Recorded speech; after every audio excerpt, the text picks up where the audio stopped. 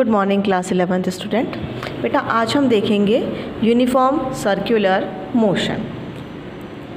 When a particle moves on a circular path that is on the circumference of a circle, its motion is called circular motion।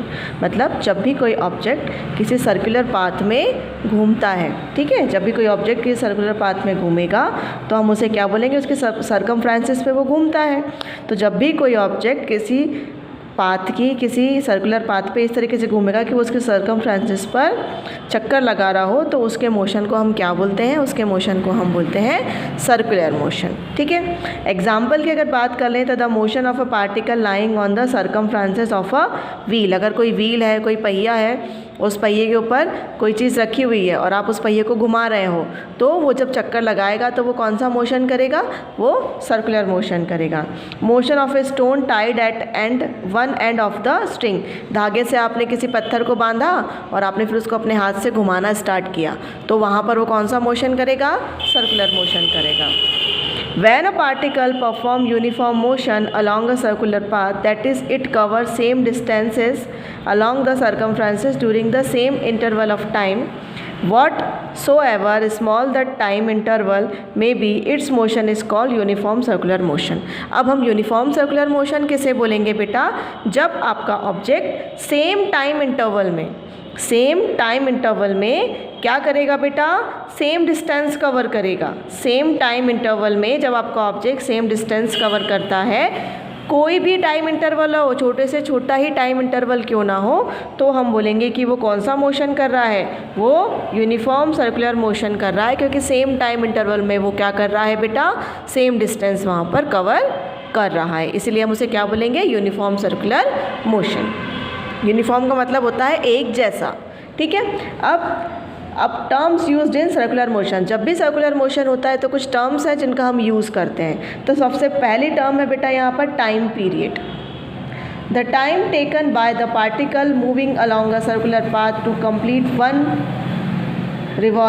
Revolution is called time period. It is denoted by T. मतलब एक पूरा complete round लगाने में उस object को जितना time लग रहा है उसे हम बोलेंगे उसका टाइम पीरियड, है ना। जैसे एक पॉइंट से चलना स्टार्ट किया, P2 से चलना स्टार्ट किया और वापस जब घूम के P2 तक आया तो उसने एक चक्कर कंप्लीट कर लिया, तो एक रिवॉल्यूशन लगाने में उसे जितना टाइम लग रहा है वो कहलाएगा उसका टाइम पीरियड, जिसको हम डिनोट किससे करेंगे बेटा, टी से।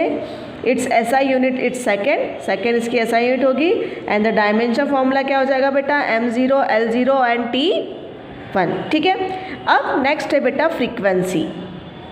The number of revolution complete per unit time by a particle moving in a circular path is known its frequency.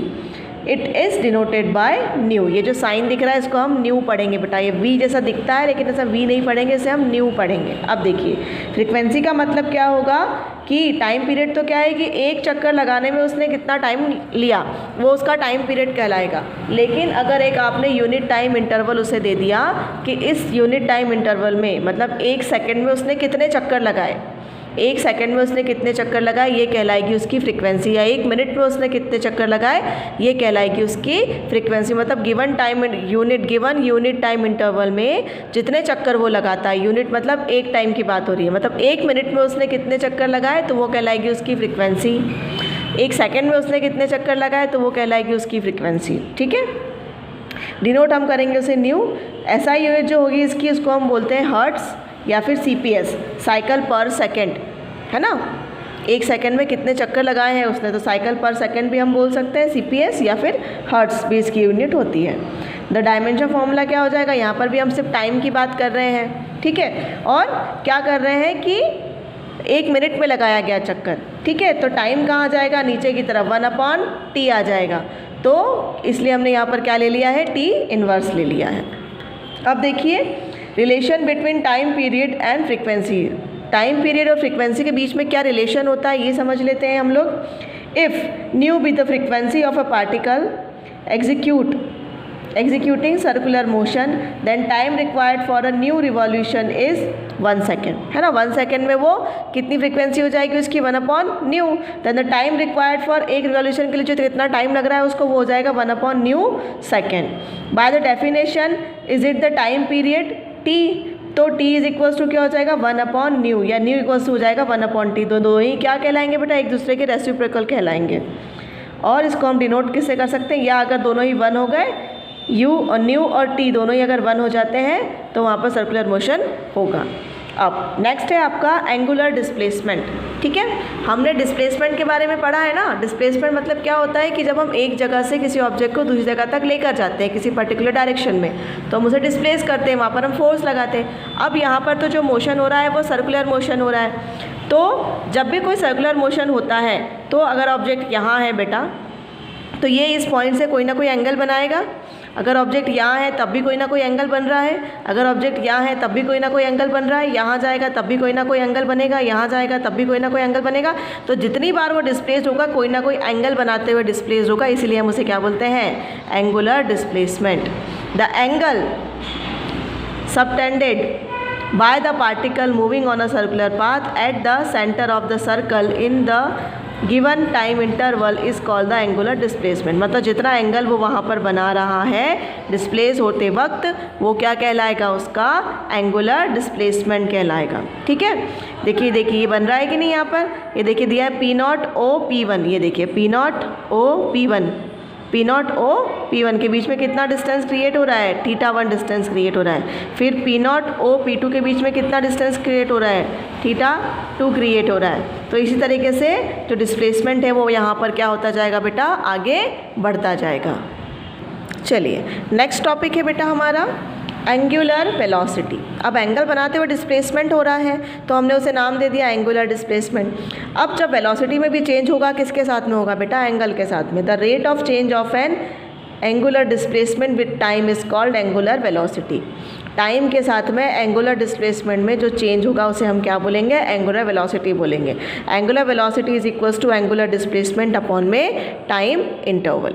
ठीक है, एंगुलर डिस्प्लेसमेंट अगर हमने बोल दिया कि डेल थीटा हो रहा है, तो पहले क्या था, θ1 था, ठीक है, और दूसरा θ2 था, तो θ2 माइनस θ1 हम यहाँ पे लिख सकते हैं। तो टोटल डिस्प्लेसमेंट कितना हो गया, डेल थीटा अपॉन में डेल टी।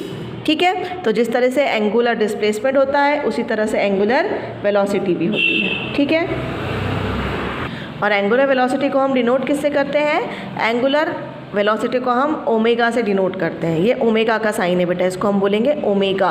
तो एंगुलर वेलोसिटी को हम ओमेगा से डिनोट करते हैं। अब एक छोटा सा रिलेशन है, relation between angular velocity, time period and frequency, है ना। एंगुलर वेलोसिटी के बीच में, टाइम पीरियड के बीच में और फ्रीक्वेंसी के बीच में क्या रिलेशन होता है, ये हम देख लेते हैं। Let the angular velocity, time period and frequency of a particle performing circular motion be respectively omega T and nu. हमने बोल दिया कि वेलोसिटी है ओमेगा, टाइम पीरियड है टी और फ्रीक्वेंसी है nu. In one revolution the particle suffers angular displacement by of 2 pi radians, है ना। जब वो पूरा घूमेगा, जब पूरा घूमेगा तो पूरा 2 पाई घूमेगा, पाई मतलब 180, और पूरा 360 डिग्री घूम रहा है तो कितना हो जाएगा, 2 पाई पूरा घूमेगा। तो ये जो एंगुलर वेलोसिटी हो जाएगा वो क्या होता है, एंगुलर डिस्प्लेसमेंट अपॉन में टाइम। तो डिस्प्लेसमेंट हो रहा है थीटा और टाइम लग रहा है टी, तो ओमेगा किसके बराबर हो जाएगा बेटा, omega equals to 2 pi upon में टी। ठीक है, अब अगर हमको पता है कि न्यू इक्वल्स टू क्या होता है, 1/t होता है, तो इस 1/t की जगह हम क्या पुट कर सकते हैं, न्यू पुट कर सकते हैं। तो ओमेगा इक्वल्स टू क्या आ जाएगा, ओमेगा इक्वल्स टू आ जाएगा 2 पाई इंटू न्यू। तो ये रिलेशन आ जाएगा एंगुलर वेलोसिटी, टाइम पीरियड और फ्रीक्वेंसी के बीच में। नेक्स्ट है बेटा हमारे समझने के लिए एंगुलर एक्सलेरेशन। कि एंगुलर एक्सलेरेशन हम किसे बोलेंगे, the rate of change of angular velocity. Angular displacement में जो चेंज हो रहा था उसे हम बोल रहे थे एंगुलर वेलोसिटी टाइम के साथ में, और एंगुलर वेलोसिटी में टाइम के साथ में जो चेंज होगा उसे हम बोलेंगे angular acceleration. The rate of change of angular velocity with time is called angular acceleration. It is denoted by alpha. इसको हम किसे डिनोट करेंगे बेटा, अल्फा से डिनोट करेंगे। Then alpha is equals to del omega upon में del t. तो इस तरीके से हमने अभी तक हमने इसके पहले डिस्प्लेसमेंट के बारे में पढ़ा था, वेलोसिटी के बारे में पढ़ा था और एक्सेलरेशन के बारे में पढ़ा था। फिर हमने इंस्टेंटेनियस वेलोसिटी पढ़ी, इंस्टेंटेनियस एक्सेलरेशन पढ़ा, इंस्टेंटेनियस और डिस्प्लेसमेंट पढ़ा। अब हमने पढ़ा है angular displacement, angular velocity and angular acceleration.